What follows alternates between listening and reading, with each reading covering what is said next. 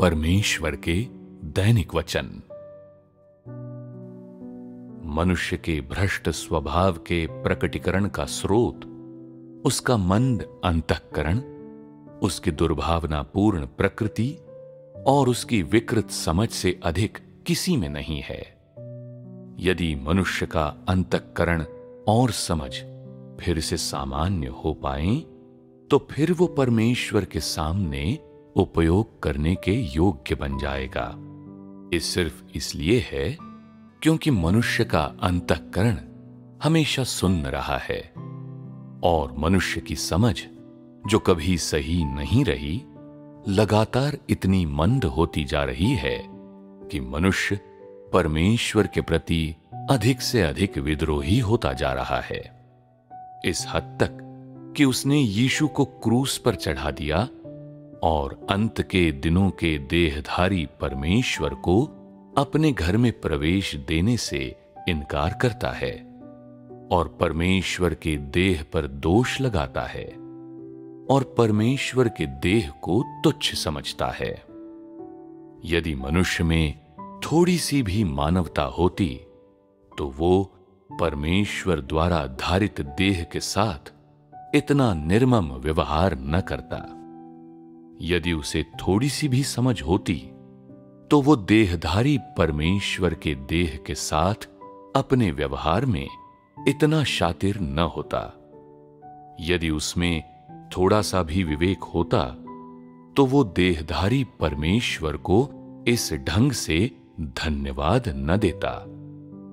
मनुष्य देहधारी परमेश्वर के युग में जीता है, फिर भी वो इतना अच्छा अवसर दिए जाने के लिए परमेश्वर को धन्यवाद देने में असमर्थ है और इसके बजाय परमेश्वर के आगमन को कोसता है या परमेश्वर के देह धारण के तथ्य को पूरी तरह से अनदेखा कर देता है और प्रकट रूप से उसके विरोध में है और उससे ऊबा हुआ है। मनुष्य परमेश्वर के आगमन को चाहे जैसा समझे, परमेश्वर ने संक्षेप में हमेशा धैर्यपूर्वक अपना कार्य जारी रखा है। भले ही मनुष्य ने परमेश्वर के प्रति थोड़ा सा भी स्वागत करने वाला रुख नहीं अपनाया है और उससे अंधाधुंध अनुरोध करता रहता है। मनुष्य का स्वभाव अत्यंत शातिर बन गया है, उसकी समझ अत्यंत मंद हो गई है और उसका अंतःकरण उस दुष्ट द्वारा पूरी तरह से रौंद दिया गया है और वो बहुत पहले से मनुष्य का मौलिक अंतःकरण नहीं रहा है।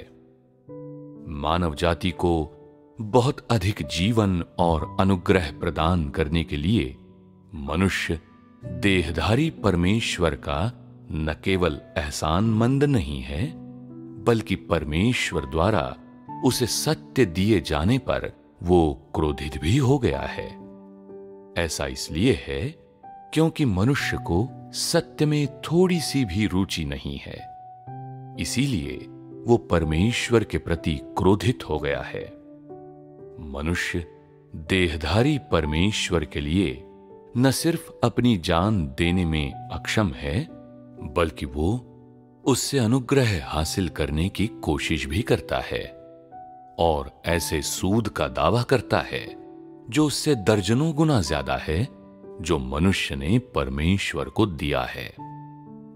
ऐसे विवेक और समझ वाले लोगों को ये कोई बड़ी बात नहीं लगती और वे अब भी ये मानते हैं कि उन्होंने परमेश्वर के लिए स्वयं को बहुत खपाया है और परमेश्वर ने उन्हें बहुत थोड़ा दिया है। कुछ लोग ऐसे हैं जो मुझे एक कटोरा पानी देने के बाद अपने हाथ पसार कर मांग करते हैं कि मैं उन्हें 2 कटोरे दूध की कीमत चुकाऊं, या मुझे एक रात के लिए कमरा देने के बाद मुझसे कई रातों के किराए की मांग करते हैं। ऐसी मानवता और ऐसे विवेक के साथ तुम अब भी जीवन पाने की कामना कैसे कर सकते हो? तुम कितने घृणित अभागे हो। इंसान की ऐसी मानवता और विवेक के कारण ही देहधारी परमेश्वर पूरी धरती पर भटकता फिरता है और किसी भी स्थान पर आश्रय नहीं पाता। जिनमें सचमुच विवेक और मानवता है, उन्हें देहधारी परमेश्वर की आराधना और सच्चे दिल से सेवा इसलिए नहीं करनी चाहिए कि उसने बहुत कार्य किया है, बल्कि तब भी करनी चाहिए अगर उसने कुछ भी कार्य न किया होता। सही समझ वाले लोगों को यही करना चाहिए। यही मनुष्य का कर्तव्य है। अधिकतर लोग परमेश्वर की सेवा करने के लिए शर्तों की बात भी करते हैं। वे इस बात की परवाह नहीं करते कि वो परमेश्वर है या मनुष्य। वे सिर्फ अपनी शर्तों की ही बात करते हैं और सिर्फ अपनी इच्छाएं पूरी करने की ही कोशिश करते हैं।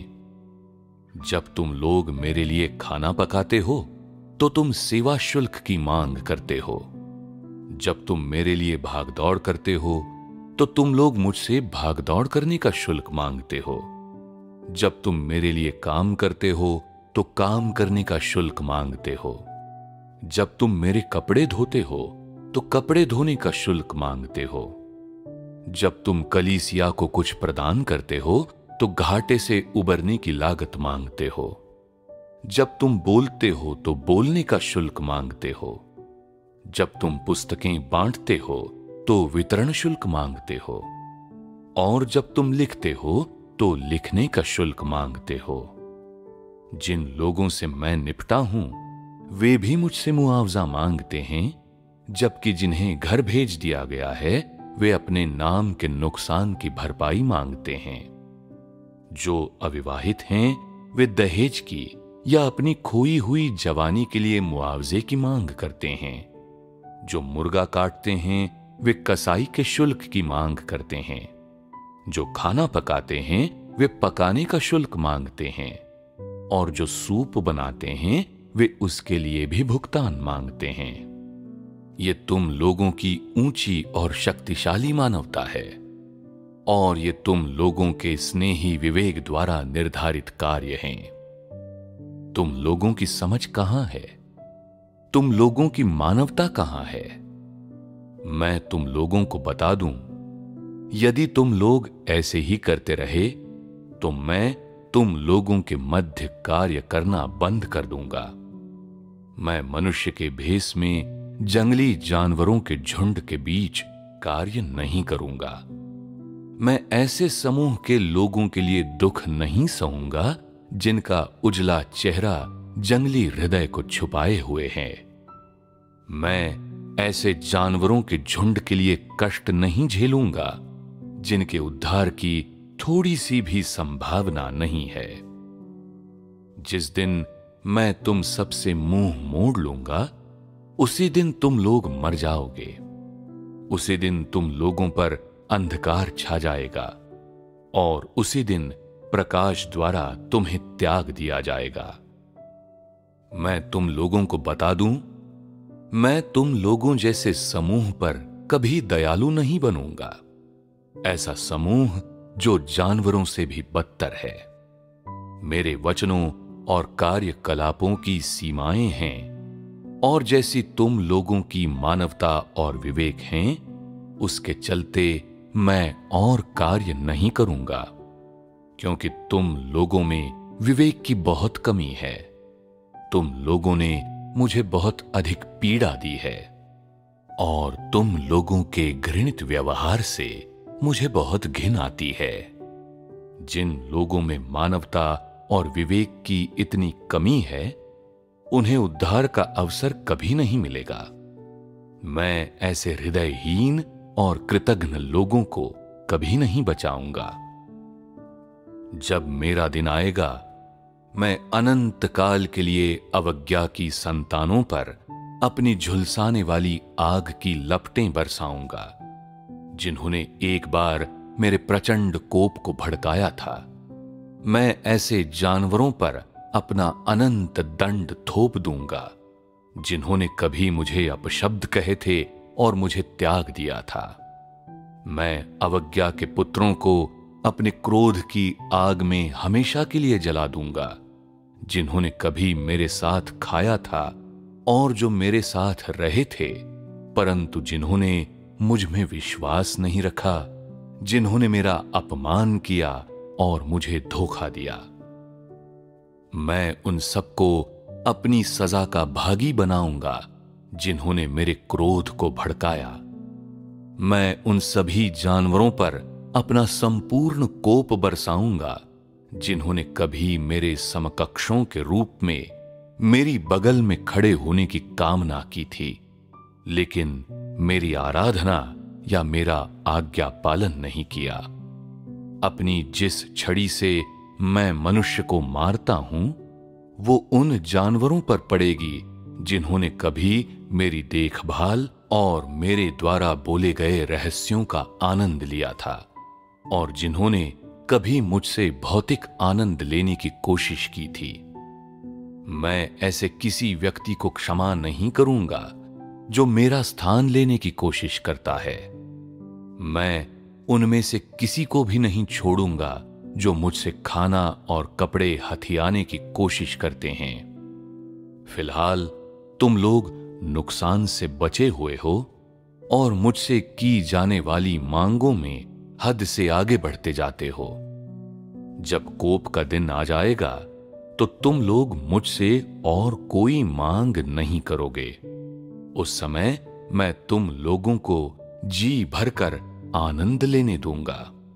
मैं तुम लोगों के चेहरों को मिट्टी में धंसा दूंगा और तुम लोग दोबारा कभी उठ नहीं पाओगे। देर सबेर मैं तुम सबका ये कर्ज चुका दूंगा, और मुझे आशा है कि तुम लोग धैर्यपूर्वक उस दिन के आने की प्रतीक्षा करोगे।